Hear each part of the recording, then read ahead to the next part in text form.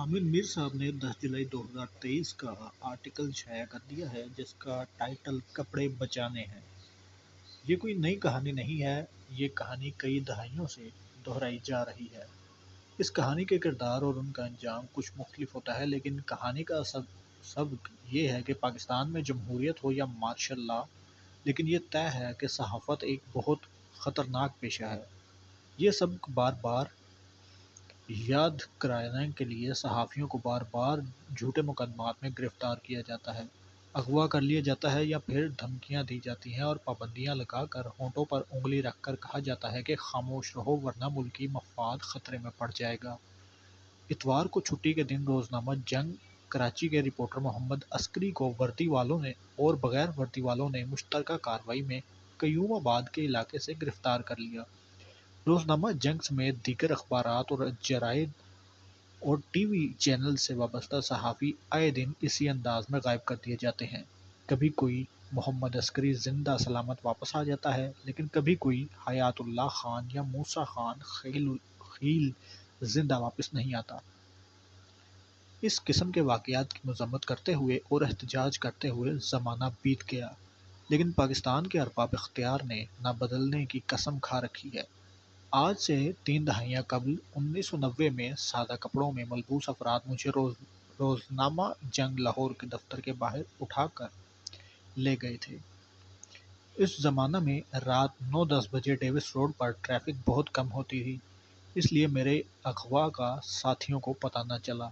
اغوا کرنے والے مجھے لاتے اور گھوسے مارتے ہوئے ظفر علی خان روڈ کی طرف لے گئے اور اپنی کسی افسر کے سامنے پیش کر دیا۔ افسر نے پوچھا کہ آج شام تم نے ایک سٹوری فائل کی ہے کہ صدر غلام اسحاق خان نے وزیر اعظم بے نظیر بھٹو کی حکومت برطرف کرنے کا فیصلہ کر لیا ہے۔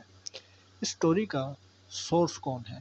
میرے سورس مولانا کوثر نیازی تھے، جنہوں نے صدر مملکت کی تقریر لکھی تھی اور حکومت کی برطرفی کے انتظار میں تھے۔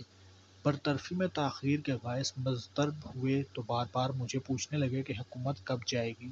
میں نے ان کے اضطراب میں سے اپنی خبر تلاش کی اور اس زمانے کے وفاقی وزیر برائے پارلیمانی امور خواجہ طارق رحیم نے خبر کی تصدیق کر دی۔ وزیر داخلہ چودھری اعتزاز احسن سے مزید تصدیق کی کوشش کی تو انہوں نے انتہائی گرجدار انداز میں تردید کر دی اور ایک ضمنی الیکشن میں جلسے کے لیے کوئٹہ چلے گئے۔ قصہ مختصر یہ کہ مجھے خبر کی صداقت کا یقین ہو گیا تو خبر بنا کر نیوز روم کو دے دی اور خبر کے شائع ہونے سے قبل ہی اغوا ہو گیا۔ مزید عامر میر صاحب لکھتے ہیں کہ والد صاحب نے ایک حکومتی عہدے کے عوض اپنا ضمیر فروخت کرنے سے معذرت کی تو چند دنوں کے بعد انہیں ایک شوکاز نوٹس ملا جس میں کہا گیا کہ آپ تو ایک سرکاری ملازم ہیں، آپ حکومت پر تنقید نہیں کر سکتے۔ والد صاحب کی طرف سے اس شوکاز نوٹس کا جواب جناب ایس ایم ظفر صاحب نے تیار کیا تھا۔ جنرل ضیاء الحق کے بارے میں ان کا قالب و لہجہ پہلے سے زیادہ سخت ہو گیا اور پھر باری باری بہت سے علماء مارے جانے لگے۔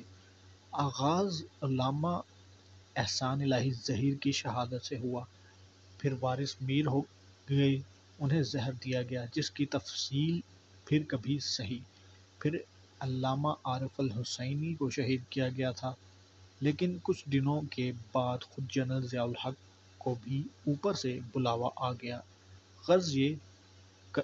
عرض یہ کرنا تھا کہ 3 دہائیاں قبل صحافت کے ایک استاد پروفیسر وارث میر نے اپنے برخوردار حامد میر سے کہا تھا کہ صحافی نہ بننا کیونکہ یہ بہت خطرناک پیشہ ہے۔ باپ دنیا میں نہ رہا تو روکنے والا کوئی نہ تھا۔ حامد میر صحافی بن گیا۔ 3 دہائیاں گزرنے کے بعد محمد عسکری کراچی سے اغوا ہوا تو حامد میر کو اپنے باپ کی نصیحت یاد آ گئی۔ 30 سال میں کچھ بھی نہیں بدلا۔ جنرل ضیاء الحق آج بھی زندہ ہے اور ہم بھی زندہ ہیں۔ یہ لڑائی ختم نہیں ہوگی کیونکہ ہمیں اپنے کپڑے بچانے ہیں۔